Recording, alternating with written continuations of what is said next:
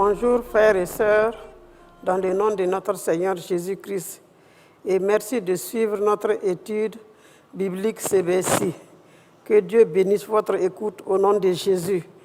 Aujourd'hui, nous sommes au jour 2 de la leçon 4, et notre texte de base se trouve dans Apocalypse 3, les versets 7 à 10.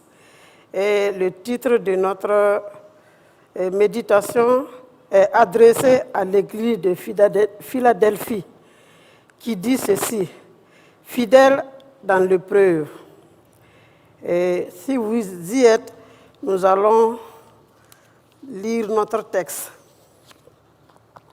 qui se trouve dans Apocalypse chapitre 3, les versets 7 à 10, qui dit ceci: écrit à l'ange de l'église de Philadelphie, voici ce que dit le Saint, le véritable, celui qui a les clés de David, celui qui ouvre et personne ne fermera, celui qui ferme et personne n'ouvrira. Je connais tes œuvres.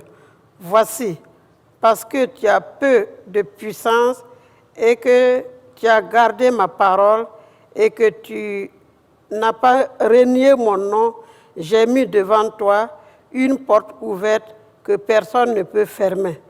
Voici, je te donne de ceux de la synagogue de Satan qui se disent juifs et ne le sont pas, mais qui mentent.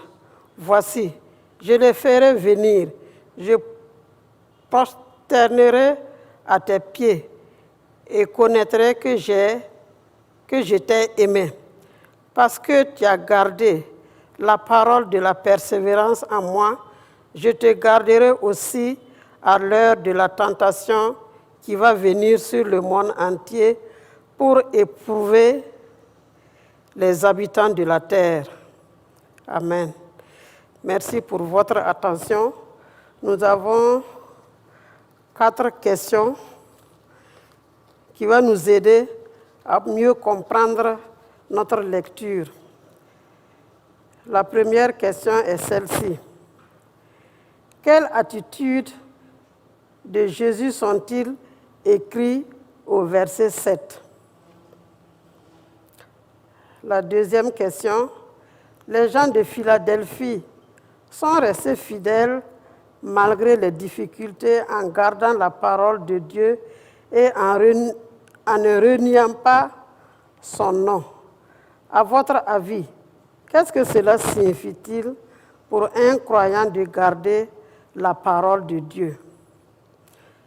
Et la troisième question, quelle récompense Jésus a-t-il promise si les gens de Philadelphie persévéraient? La quatrième question, quelles difficultés Dieu vous a-t-il appelé à supporter dans la patience, dans les temps présents ou dans le passé? Qu'est-ce qui vous a aidé à supporter cette épreuve ou les épreuves en général? Merci pour votre écoute. Soyez bénis dans le Seigneur et à la prochaine.